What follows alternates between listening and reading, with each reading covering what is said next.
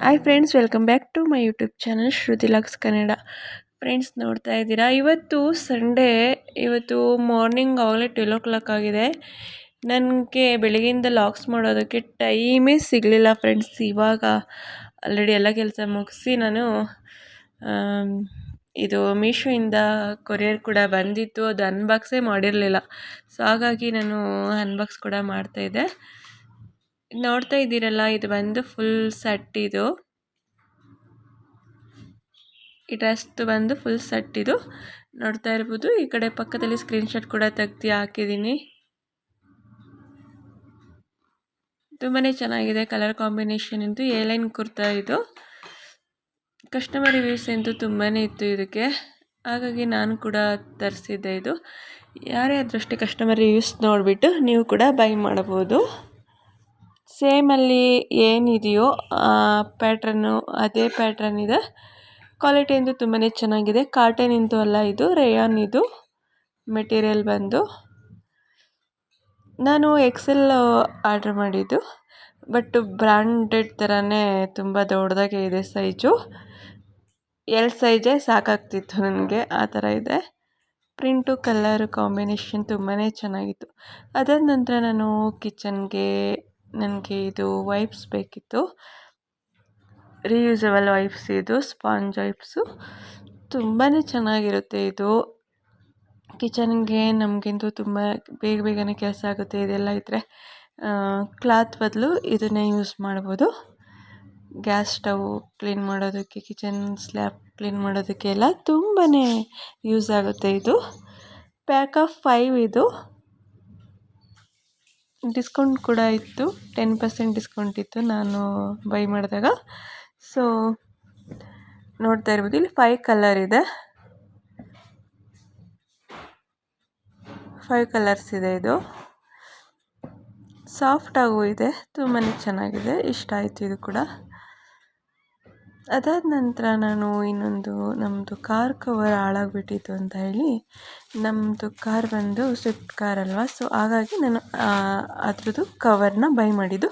ನಿಮ್ಮ ಹತ್ರ ಯಾವ ಕಾರ್ ಇರುತ್ತೆ ಅದೇ ನೇಮನ್ನು ನೀವು ಸರ್ಚ್ ಮಾಡಿಬಿಟ್ರೆ, ಮಾಡಲ್ಲು ಎಲ್ಲ ಸರ್ಚ್ ಮಾಡಿದ್ರೆ ಅಲ್ಲಿ ಅದೇ ಮಾಡಲ್ದು ಸೇಮ್ ನೇಮ್ ಕಾರ್ದು ಕವರ್ ಬಂದುಬಿಡುತ್ತೆ. ನೀವು ಅವಾಗ ಅದನ್ನು ಬೈ ಮಾಡ್ಕೋಬೋದು. ಏನೇ ಆದರೂ ಮಿನಿಮಮ್ ಇದು ನಿಮಗೆ 6 ಮಂತ್ ಅಂತೂ ಬಂದೇ ಬರುತ್ತೆ. ಲಾಸ್ಟ್ ಟೈಮ್ ನನಗೆ 9 ಮಂತ್ಸ್ ಬಂದಿತ್ತು. ಇದು ಇನ್ನೊಂದು ಸಲ ಆರ್ಡ್ರ್ ಮಾಡಿದಾಗ 6 ಮಂತ್ ಬಂದಿತ್ತು. ಸೊ ಆರಾಮ್ಸೆ ಮಳೆಗೆ ಬಿಸಿಲಲ್ಲೆಲ್ಲ ಕಾರ್ ಒಣಗ್ದಂಗೆ ತುಂಬಾ ಚೆನ್ನಾಗಿರುತ್ತೆ. ಅದಾದ ನಂತರ ನಾನು ಇನ್ನೊಂದು ಇಲ್ಲಿ ಬಳೆ ಬಾಕ್ಸು ಆರ್ಡ್ರ್ ಮಾಡಿದೆ. ಇದು ಕೂಡ ಅಷ್ಟೇ, ಕ್ವಾಲಿಟಿ ಅಂತೂ ತುಂಬಾ ಚೆನ್ನಾಗಿದೆ. ಆದರೆ ಇದು ಒಂದು ಬಾಕ್ಸು ತುಂಬ ಚೆನ್ನಾಗಿದೆ. ಇದಂತೂ ಫುಲ್ ಇಷ್ಟ ಆಯಿತು.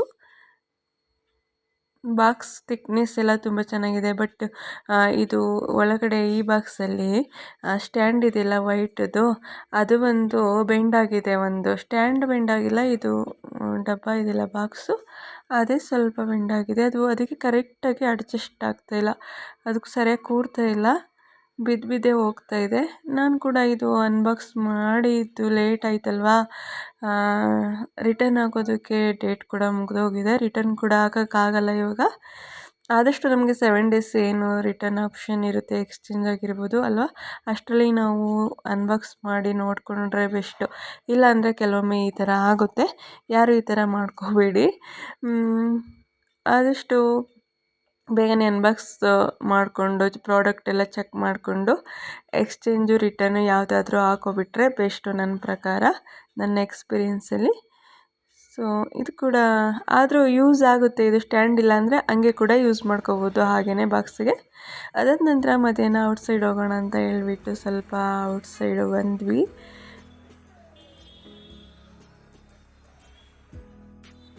ಅದ್ವಿತ್ ಬಂದು ಅವನು ಬರ್ಗರ್ ಕೇಳ್ತಾ ಇದ್ದ, ಸೊ ಅದಕ್ಕೋಸ್ಕರ ನಾನ್ ವೆಜ್ ಬರ್ಗರ್ ಕೇಳ್ತಾ ಇದ್ದ.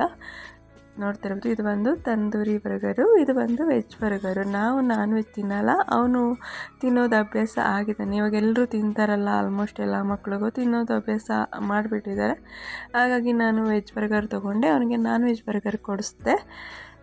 ತುಂಬಾ ಚೆನ್ನಾಗಿರುತ್ತೆ ಅಲ್ಲಿ ತವರೆಕೆರೆಯಲ್ಲಿ ಕೋಳಿ ಹಿಟ್ಟು ಅಂತ ಇದೆ, ಅದರಲ್ಲಂತೂ ತುಂಬಾ ಚೆನ್ನಾಗಿ ಮಾಡ್ತಾರೆ ಅಲ್ಲಿ. ಅದಕ್ಕೋಸ್ಕರ ಅಲ್ಲಿ ಹೋಗಿ ಕೊಡಿಸಿದೆ. ಇಲ್ಲಾಂದರೆ ಕೆಂಗೇರಿ ಉಪನಗರಕ್ಕೆ ಹೋಗ್ತೀವಿ, ಅಲ್ಲಿ ಚೆನ್ನಾಗಿರುತ್ತೆ ಅಂತ. ಸೊ ಅಲ್ಲಿಂದ ಬಂದು ನಾನು ಸ್ವಲ್ಪ ರೆಸ್ಟ್ ಮಾಡಿ ಆಮೇಲೆ ಡಿನ್ನರ್ಗೆ ಪ್ರಿಪೇರ್ ಮಾಡೋಣ ಅಂತ ಹೇಳ್ಬಿಟ್ಟು ಪ್ರಿಪೇರ್ ಮಾಡ್ಕೊತಾ ಇದ್ದೆ. ಈ ಕಡೆ ಕುಕ್ಕರಲ್ಲಿ ನಾನು ಬೇಳೆ, ಟೊಮೊಟೊ ಮತ್ತು ಕರಿಬೇವು, ಬೆಳ್ಳುಳ್ಳಿನ ಸಿಪ್ಪೆ ಬಿಡಿಸಿ ಅರ್ಧ ಬೆಳ್ಳುಳ್ಳಿನ ಹಾಕಿ ವಿಷಲ್ ಕೂಗಿಸ್ಕೊಂಡು ಆರೋದಕ್ಕೆ ಇಟ್ಟಿದ್ದೀನಿ. ಈ ಕಡೆ ಇನ್ನೊಂದು ಕುಕ್ಕರಲ್ಲಿ ಅನ್ನಕ್ಕಿಟ್ಟಿದ್ದೀನಿ. ಹುಣಸೆಹಣ್ಣೆಲ್ಲ ನೆನೆಸಿಡ್ತಾ ಇದ್ದೀನಿ. ಹುಣಸೆಹಣ್ಣು ಒಂದ್ಸಲ ವಾಶ್ ಮಾಡಿ ನೀರು ಹಾಕಿ ನೆನೆಸೋದಕ್ಕೆ ಇಡ್ತಾಯಿದ್ದೀನಿ. ಈ ಸಾಂಬಾರು ಮಾಡ್ತಾಯಿರೋದು ನಾನು ಇವತ್ತು ರಸಮ್ ಮಾಡ್ತಾಯಿರೋದು.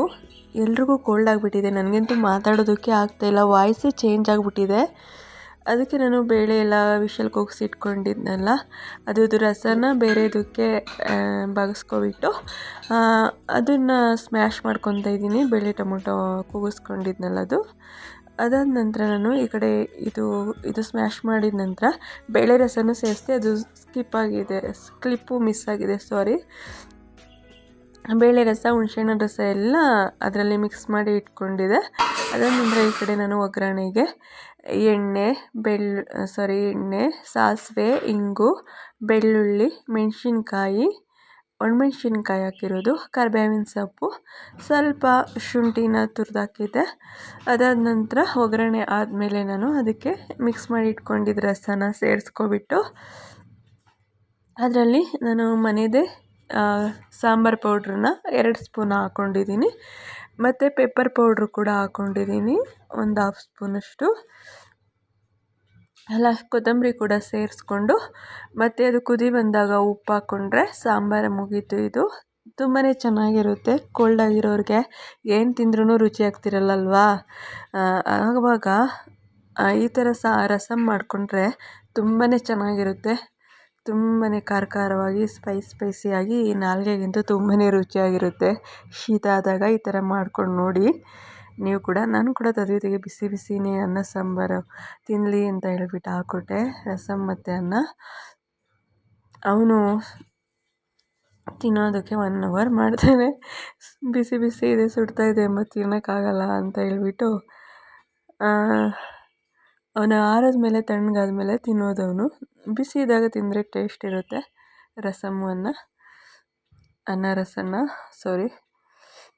ಒಂದೊಂದು ಸಲ ಉಲ್ಟಾ ಹೇಳ್ಬಿಡ್ತೀನಿ. ನನಗೆ ಇವಾಗ ಕೋಲ್ಡ್ ಆಗಿರೋದಕ್ಕಿಂತೂ ಏನು ಮಾತಾಡ್ತಿದ್ದೀನಿ ಅಂತಲೇ ಗೊತ್ತಾಗ್ತಿಲ್ಲ ಫ್ರೆಂಡ್, ಆ ಥರ ಆಗಿಬಿಟ್ಟಿದೆ. ತಲೆ ಎಲ್ಲ ಒಂಥರ ಭಾರ ಆದಂಗೆ ಆಗಿದೆ. ನೈಟು ನಾನು ಪಾತ್ರೆ ಎಲ್ಲ ತೊಳೆದು ಕಿಚನ್ ಕೌಂಟ್ರೆಲ್ಲ ಕ್ಲೀನ್ ಮಾಡಿ ಇದೇ ಥರ ಡೈಲಿ ನಾನು ರೊಟೀನ್ ಫಾಲೋ ಮಾಡ್ತೀನಿ.